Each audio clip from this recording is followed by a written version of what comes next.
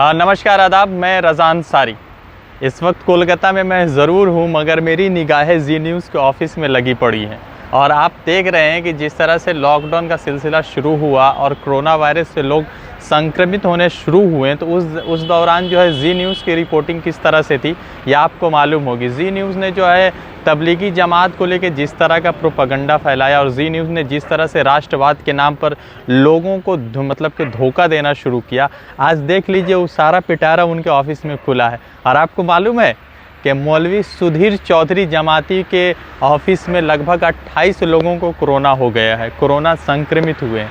पहले तो मैं आपको ये दिखा रहा हूँ कि जब कोरोना वायरस शुरू हुआ और 15 मार्च को जब दिल्ली के निज़ामुद्दीन मरकज़ में जब कोरोना वायरस से संक्रमित लोग जो बाहर देशों से आए थे, वो 2-4 लोग या कुछ ऐसे लोग जो कह सकते हैं कि 1300 में मान लेते हैं 400 लोग संक्रमित थे। तो उस वक्त जी न्यूज़ की रिपोर्टिंग क्या थी?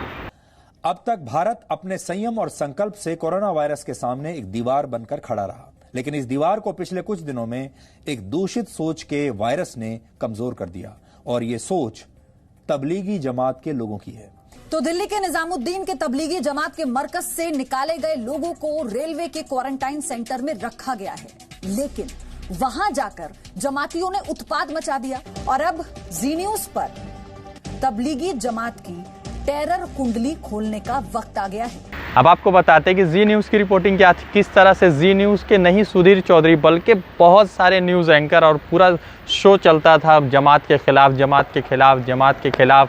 और जो उसके बाद कोरोना जिहाद शुरू किया उन लोगों ने। आज जो है जी न्यूज़ के ऑफिस में जो नोएडा में स्थित है, मतलब कि जो नोएडा में लोकेटेड है, उस ऑफिस में 28 लोग कोरोना पॉजिटिव पाए गए हैं। ऑफिस तो सील हो गई है, मगर उसके बावजूद भी सुधीर चौधरी के तेवर नहीं। सुधीर चौधरी जो है जी न्यूज़ पर ट्रेंडिंग चला रहे थे, जी वॉरियर बता रहे थे कि हिंदुस्तान का मतलब कि सबसे ज़्यादा ट्रेंडिंग हैशटैग चल रहा है। तो ये तो मुझे नहीं पता, मुझे आपको मतलब कि झमेले में नहीं रखना था। मैं चाह रहा था कि देश को मैं आगाह करूं कि किस तरह से प्रोपेगेंडा फैलाया जा रहा था। आज जब जी न्यूज़ के 28 लोग कोरोना संक्रमित हुए हैं, पॉजिटिव पाए गए, तो सवाल ये है कि क्या जी न्यूज़ वाले किसी जमात में गए थे? सवाल तो पैदा होता है ना कि मान लीजिए पूरे देश में अगर जी न्यूज़ के मतलब कि जमात की वजह से कोरोना फैल गया, तो क्या जी न्यूज़ के सुधीर चौधरी या जितने जो दूसरे जमाती लोग हैं वो भी जमात से वापस आए? अगर आए हैं जमात से तो कहाँ से वापस आए वो बता दें। दूसरी बड़ी खबर क्या चला रहा हूँ कि इंटरनेशनल मीडिया सहित पाकिस्तान में और हिंदुस्तान के मीडिया में एक अलग नया ट्रेंड चल रहा है। ट्रेंड क्या है कि 2 रोज़ पहले शाहिद अफरीदी ने एक बयान दिया है कि पूरी दुनिया जो है कोरोना से लड़ रही है, मगर उससे बड़ी बीमारी प्रधानमंत्री नरेंद्र मोदी, मतलब हमारे देश के प्रधानमंत्री नरेंद्र मोदी के बारे में जो है ये कहा गया। और जो है उसके मन में जो है बीमारी फैला हुआ है, और प्रधानमंत्री के मुतालिक कहा कि इनके जो है मन में बीमारी है और वो मज़हब वाली बीमारी है। पहले मैं आपको वीडियो सुनाना चाहूँगा कि शाहिद अफरीदी ने क्या कहा प्रधानमंत्री के मुतालिक। वो मोदी के दिलो दिमाग में है बेशक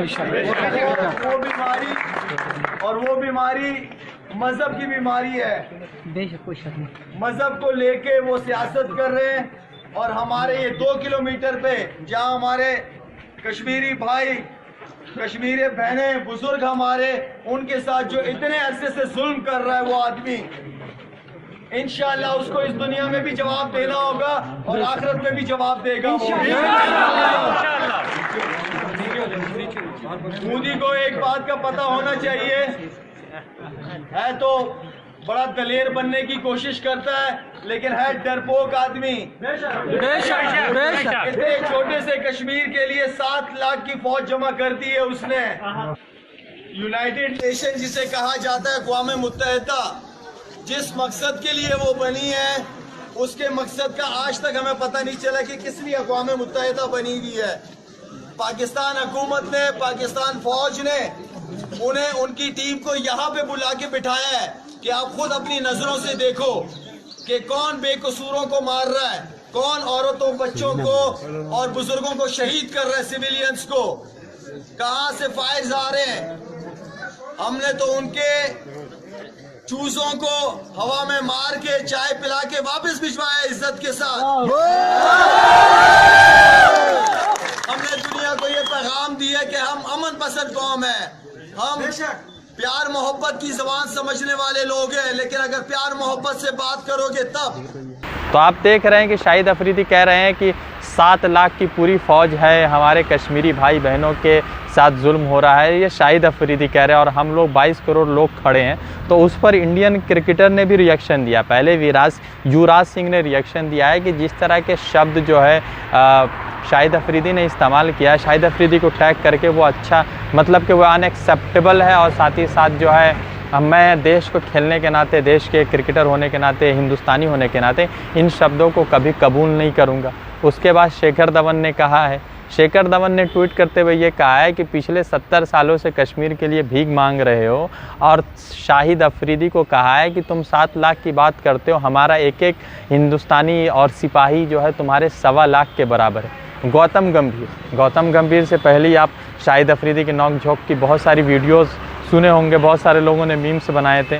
तो गौतम गंभीर ने जो रिप्लाई दिया, वो भी फ़िलहाल बीजेपी के जो है सांसद है दिल्ली से, तो उन्होंने रिप्लाई दिया है कि 16 साल के जो लड़के हैं, 16 साल के शाहिद अफरीदी पाकिस्तानी फ़ौज के पीछे खड़े होकर जो है 7 लाख फ़ौज की बात कर रहे हैं। मगर उनको बता दें कि ये 16 साल के जो शाहिद अफरीदी है, इससे पहले इमरान खान बाजवा ऐसे ही भीख मांग रहे थे।